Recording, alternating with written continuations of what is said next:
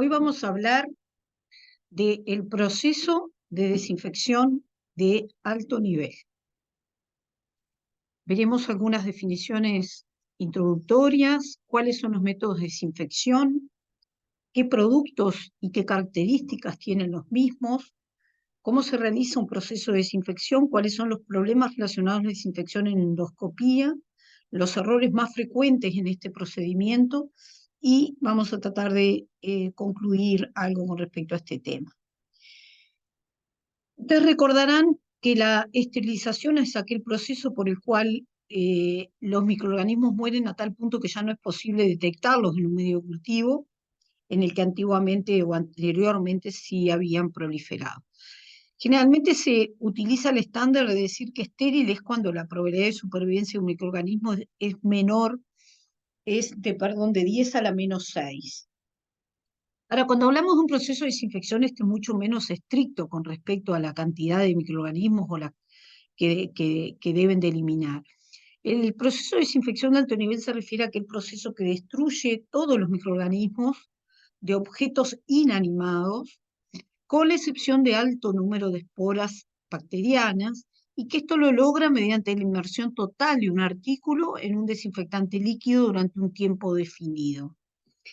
Ahora, cuando hablamos de cuáles son los niveles de resistencia microbiana, vemos que las esporas y los priones constituyen el máximo nivel de resistencia y que algunos virus de mediano tamaño tienen la menor resistencia, como por ejemplo VIH o hepatitis B, son muy fáciles de eliminar, en cambio las esporas y los priones son de alto nivel de exigencia. Y cuando hablamos de desinfección de alto nivel, nos referimos a aquel proceso en el cual se garantiza la eliminación de microorganismos hasta incluyendo las micobacterias y que eliminan determinado número de esporas sin llegar a un nivel de esterilización. Spalding hizo una clasificación en los años 60 sobre los dispositivos médicos y su riesgo que conllevaba el uso para las infecciones hospitalarias. Ahora, cuando Spalding hizo esta clasificación, algunos de los instrumentos médicos que hoy disponemos no estaban disponibles, como por ejemplo los duodenoscopios. Pero esta clasificación nos sirve como organizar la desinfección en nuestro hospital para decidir qué tipo de desinfección es necesaria. Entonces, aquellos artículos que entran en contacto con sitios estériles, se dice que tendrían que ser esterilizados y se consideran artículos críticos.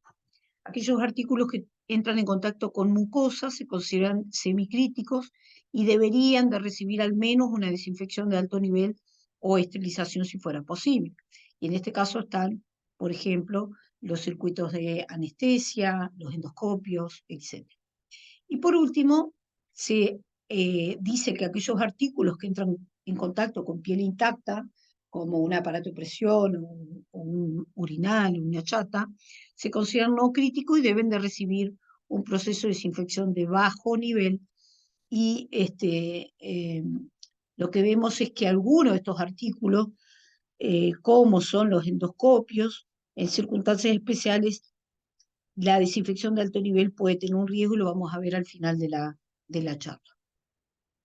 Cuando uno evalúa qué desinfectante utilizar y qué tipo de desinfección hacer, tiene que considerar, obviamente, esta clasificación de Spalding, de la cual, obviamente, como les dije, puede ser necesario hacer modificaciones de acuerdo a los artículos modernos que tenemos.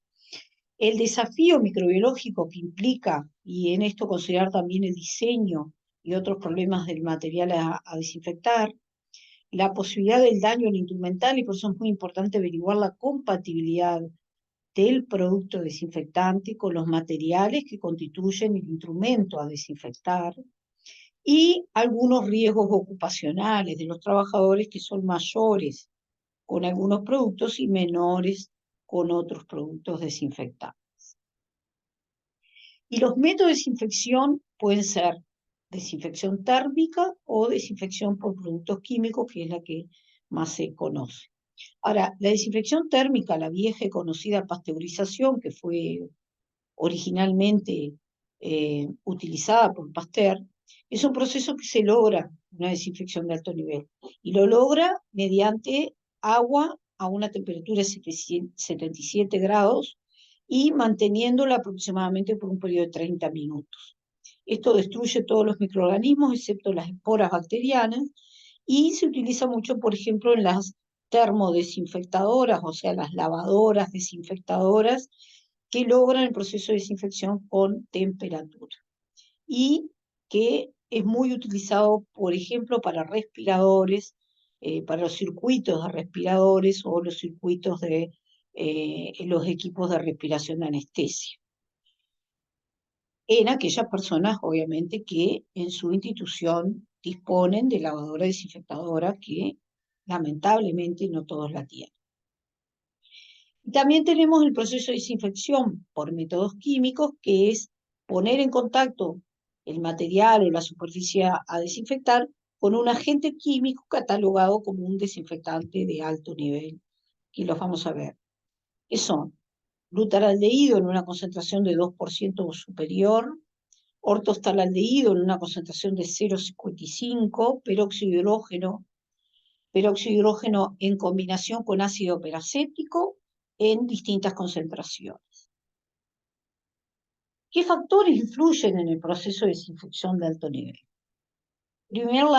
Primero, la limpieza previa al objeto. O sea, yo para hacer la desinfección de alto nivel me tengo que asegurar que el dispositivo que voy a desinfectar esté correctamente limpiado y sin agua, o sea, seco.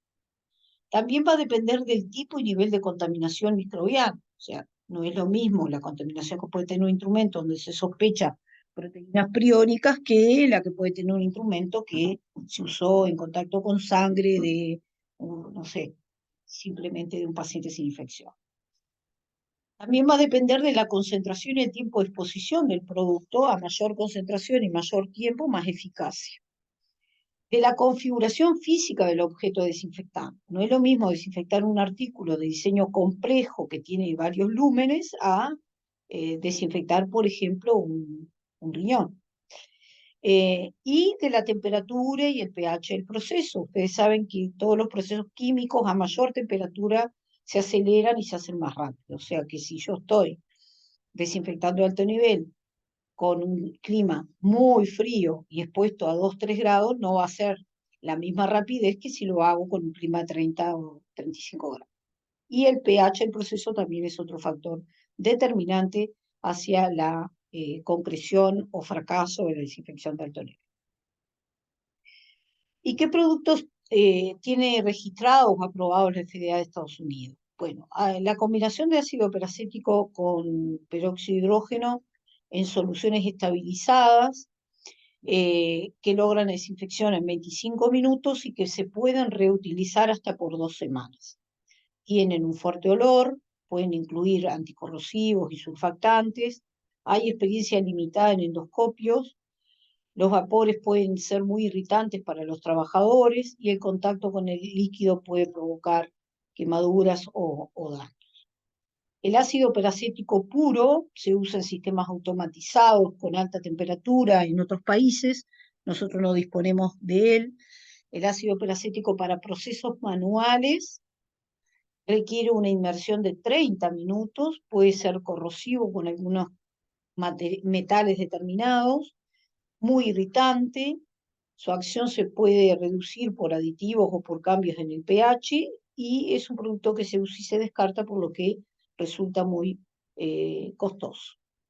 La mezcla ácido peracético con peróxido de hidrógeno, hay otra formulación, no es la misma que vimos previamente, que desinfecta de alto nivel a 20 grados en 25 minutos, es reutilizable, no es irritante y no causa daño. También el peróxido de hidrógeno estabilizado a 7,5%, se puede reutilizar por 21 días, no requiere activación, su mínima concentración efectiva es de 0,6, se desinfecta en 30 minutos a 20 grados, se usa en equipos automatizados o manual, puede causar decoloración de los instrumentos y es recomendado para desinfectar fundamentalmente los materiales de terapia respiratoria en hospitales. El glutaraldehído históricamente fue el producto más utilizado, creo que hoy por hoy ha sido desplazado en Uruguay al menos por el OPA. El glutaldehído es un producto con una amplia compatibilidad, que se usa una concentración de 2%, que cuando es fabricado sin surfactantes, su reuso está asegurado por 14 días o por 28 a 30 días si tiene surfactante. Recuerden que cuando desinfectamos fibras ópticas, el producto no tiene que tener surfactante, por eso hay que usar el de 14 días para ópticas.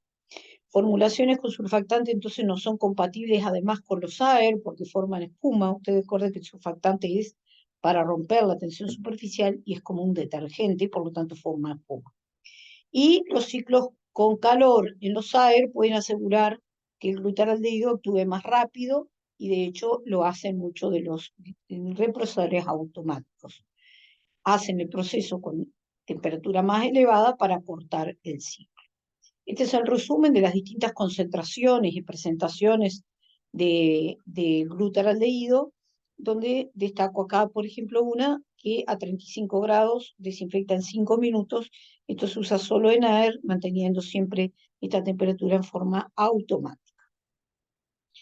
¿Cuál es el problema del glutaldehído y por qué ha sido tan desplazado del uso? Fundamentalmente su carácter de irritación de garganta, pulmones, exacerbación de ataques de asma, alguna dificultad para respirar, irritación de la nariz, estornudo. O sea, es un producto bastante molesto para el uso del trabajador y además, perdón, y además, si hay derrames, tenemos que tener un protocolo de actuación, no solo de actuación, sino también de uso habitual. Cuando hacemos el uso habitual, tiene que haber una campana de extracción de gases tóxicos en forma continua y buena ventilación en el lugar donde se utiliza. En el caso de derrame, tenemos que tener un plan de contingencia para abordar el tema. El OPA o ortoestaldehído al 0,55% tiene también muy buena actividad microbicida, compatibilidad muy buena, funciona en un rango de pH amplio, no se activa, viene pronto para uso, está estable por 14 días, no tiene la desventaja de los otros, del glutaraldehído, que generalmente si se expone a un material que pudiera tener algún resto, lo va a adherir. En el caso de OPA no fija proteínas ni sangre, tiene buena compatibilidad con los equipos y no es tan irritante para los trabajadores de la salud. Ahora veamos el proceso de desinfección de alto nivel. El proceso requiere primero que el instrumento o equipo a desinfectar esté totalmente libre de materia orgánica, bien seco y bien enjuagado. El desinfectante tiene que ser un producto que ha sido aprobado por el Comité de Infección en la institución, no solo el principio activo, sino la marca, porque hay de todo en el mercado. Y las soluciones deben de estar vigentes, o sea, tiene que haber en la batea un rótulo de la vigencia de la solución. Cada día hay que controlar que el desinfectante que estamos reutilizando sigue con una concentración efectiva para matar micobacterias. Y por eso se usan unas tiras de medición de la concentración mínima efectiva. Hay alguna marca en Uruguay también que en lugar de esto nos ofrecen tiras de medición de pH como una forma alternativa que no tienen tiras de medición de la concentración efectiva. Esto hay que hacerlo a diario y en el caso que quede incorrecto hay que descartarlo. Hay que registrar estos controles. Legalmente nosotros tenemos que reportar que hicimos el control que correspondía y cuál fue el valor que encontramos. Las soluciones se deben de manipular siempre con una protección adecuada. Cualquier producto químico uno tiene que tener protección facial para evitar salpicaduras de las mucosas, también bata y delantal impermeable y guantes de nitrilo largos que fundamentalmente nos protejan de la exposición a productos químicos. El tiempo de inmersión y la temperatura para desinfección tiene que ser acordes a la recomendación del fabricante según la aprobación del producto en las agencias reguladoras y esto tiene que ser verificado exhaustivamente por el usuario del producto, porque a veces algunos fabricantes nos dicen esto lleva 5 minutos y está hablando de un producto que lleva 5 minutos a 35 grados y no 5 minutos a temperatura ambiente. Hay que tener mucho cuidado con esto y verificar muy bien cuando uno hace el protocolo de acuerdo al producto que compra el hospital. También sumergir completamente los materiales, no puede quedar un material la mitad fuera del desinfectante y después darlo vuelta y exponerlo, no. Cosas hay que hacerlas bien, y bien significa que el producto desinfectante tiene que cubrir totalmente el material a desinfectar en todas sus superficies. Y también internamente, si tiene lúmenes, hay que inyectar el desinfectante en los canales de forma de que queden en contacto con el producto, porque si no, no se desinfecta. El tamaño del contenedor y el volumen del desinfectante tienen que ser acordes a asegurarnos una completa inmersión del material que voy a desinfectar. Los contenedores tienen que mantenerse tapados, por un lado para evitar vapores y por otro lado para evitar que el polvo circulante se deposite en el producto. Una vez finalizado el tiempo de inmersión necesario, se quita el material con técnica aséptica y se enjuaga con agua estéril, por ejemplo en un broncoscopio. En el caso de otro tipo de material quizás no es necesario, pero sí agua de calidad o filtrada, y secar con compresa o paño. Este es el procedimiento resumido de desinfección de una fibra óptica. Retira la tapa, sumerge totalmente, inyectándole la solución, se contabiliza el tiempo, se saca, se enjuaga adecuadamente, puede requerir varios enjuagues y se seca. Hay sistemas que nos permiten la desinfección de alto nivel y el lavado en el endoscopio en forma automatizada. Esto es el ideal y esto debería de ser una obligación, como es así en otros países. La desinfección de alto nivel en represores automáticos de endoscopio los va a facilitar, porque nos va a permitir disminuir la variabilidad y los errores de procedimiento. Dificultades de su uso se van a relacionar fundamentalmente con que se pueda contaminar los circuitos, por ejemplo, los tubos, o que el operador haga conexiones inadecuadas y el desinfectante no entre en los canales de los endoscopios. Se usan siempre conectores que son específicos para la marca y el modelo del endoscopio, y si esto falla puede haber fallos en el proceso. Hay antecedentes incluso de brotes, fundamentalmente micobacterias no tuberculosas, por formación de biofilm o surgimiento de resistencia al desinfectante en estos microorganismos. Pero si uno balancea un proceso en aire con un proceso manual, siempre el de aire tiene un nivel de seguridad notoriamente mayor. Respecto a la desinfección en servicio de endoscopía, ¿por qué es importante? Bueno, porque hay infecciones relacionadas con endoscopía que, si bien son poco frecuentes, pueden tener impacto. ¿Y esto por qué? Porque los endoscopios contaminados son los dispositivos médicos que han sido relacionados a más brotes en el hospital que ningún otro dispositivo médico. Y además se ha relacionado reiteradas veces a los duodenoscopios con la transmisión de enterobacterias productoras de carbapenemasas. Y esto lleva daño, costos y desprestigio a la institución, aparte de que nos estamos comprando un problema a largo plazo. Ahora, ¿por qué en endoscopio hay un desafío adicional? Bueno, fundamentalmente porque cuando uno usa un instrumento quirúrgico, habitualmente la contaminación que tienen estos instrumentos en el momento de retirar los sucios de un dispositivo van a ser menor a 10 a la 3 de microorganismos. En cambio, cuando yo hablo de un fibrocolonoscopio, por ejemplo, la contaminación es 10 a la 7, 10 a la 10, y la complejidad de este dispositivo no se va a comparar, por ejemplo, con un bolso, con un dispositivo sencillo, tiene muchos canales, su acceso es muy difícil y puede tener, como el duodenoscopio con canal elevador, más complejidad aún. Las enterobacterias productoras de carbapenemasas también han sido un problema documentado, y de hecho en Estados Unidos un gran brote en los años 2014 y 2015, y después que se estudió, este brote fue consecuencia de duodenoscopios contaminados. Primero inició en un hospital y después esto se descubrió en varios hospitales de Estados Unidos, y esto se documentó y se publicó correctamente. ¿Y por qué se visibilizó este problema? Fundamentalmente porque lo que se estaban diseminando eran enterobacterias productoras de carbapenemasa, un microorganismo de importancia epidemiológica tremenda en los hospitales, y esto despertó la alarma.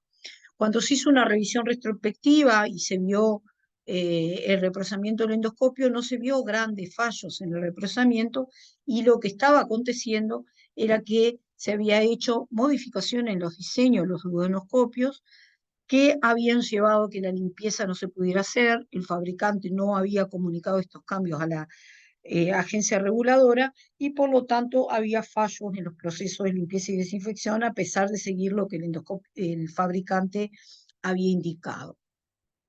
Ahora uno se pregunta, si ya existen problemas, ¿por qué no enfatizamos en capacitar y conseguir que las personas cumplan? ¿Cumplan con qué?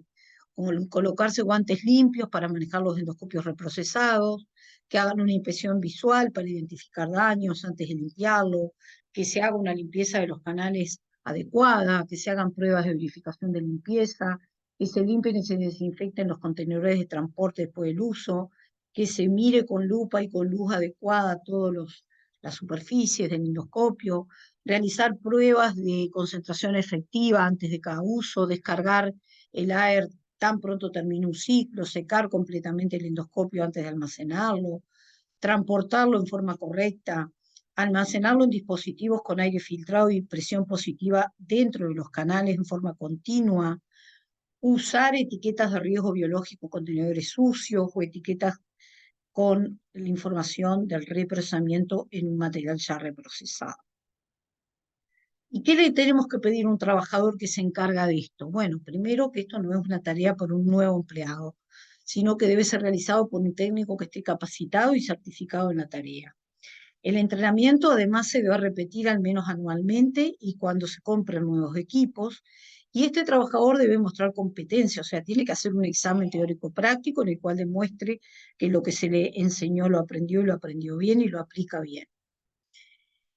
También hay un número importante de brotes e infecciones por fallas en los procesos de limpieza y desinfección. Por ejemplo, por diseño del endoscopio, por variedad de los modelos de endoscopios que requieren diferencia en los procesos y las personas no los dominan, por daños en el oculto. Yo siempre le digo a la gente, un canal del endoscopio es como que fuera un catéter venoso central, es un tubo de plástico que se puede dañar y que se puede rayar y que puede juntar biofilm, y que hay que cuidarlo mucho y hay que cuidarlo bien de arañazos, de grietas, hay que usar instrumentos que sean adecuados, hay que usar cepillos correctos y cepillos de calidad. El uso repetido de los endoscopios cuando no hay mantenimiento puede llevar a una acumulación de suciedad. Con respecto al personal, la falta de conocimiento o no saber cómo es el diseño del producto que están lavando, el número insuficiente de funcionarios para el flujo de trabajo que tenga la central, interrupciones frecuentes durante el reprocesamiento, una capacitación inadecuada, tener responsabilidades limitadas o presiones de los jefes para retornar el endoscopio con una alta rotación sin dar cumplimiento a todas las etapas del proceso. También en el proceso podemos tener dificultades, como muchos pasos que hay que seguir meticulosamente y que puede ser difícil de recordar, pasos que son propensos a errores humanos, como son la limpieza previa a la desinfección, el tiempo de retraso o la demora en el reprocesamiento, dejar secar la suciedad en el endoscopio, concentraciones enzimáticas insuficientes, la temperatura o el tiempo. También ciertas características, como por ejemplo el uso inapropiado del desinfectante, diluirlo, usarlo vencido, no medir su concentración, usar una limpieza inadecuada antes de desinfectar, secar mal el endoscopio antes de desinfectar o antes de almacenar, la falta de medidas de control de calidad para todos estos problemas, y los problemas que vienen relacionados también con lo automático, como por ejemplo que el equipo funcione mal, que la calidad del agua que le estemos dando no sea adecuada, que los conectores no sean los correctos, que haya problemas de suministro del agua que no están identificados o que tengan biofilm. En suma, es importante entrenar al personal, asegurar que todos los pasos se realicen y que se hagan correctamente, que no se salteen pasos, pero además que no se inventen, que se siga el protocolo, hacer pruebas de limpieza y también de desinfección, cumplir las instrucciones del fabricante siempre, realizar auditorías y observar las prácticas y tener una estrategia que nos permita minimizar los riesgos. Así que en conclusión, si se cumple con un correcto procesamiento y todos los protocolos, el riesgo de infección en endoscopía es muy bajo y quizás podríamos tener una excepción con los duodenoscopios con elevador. Los desinfectantes deben ser efectivos, compatibles y hay que cumplir con sus indicaciones de uso.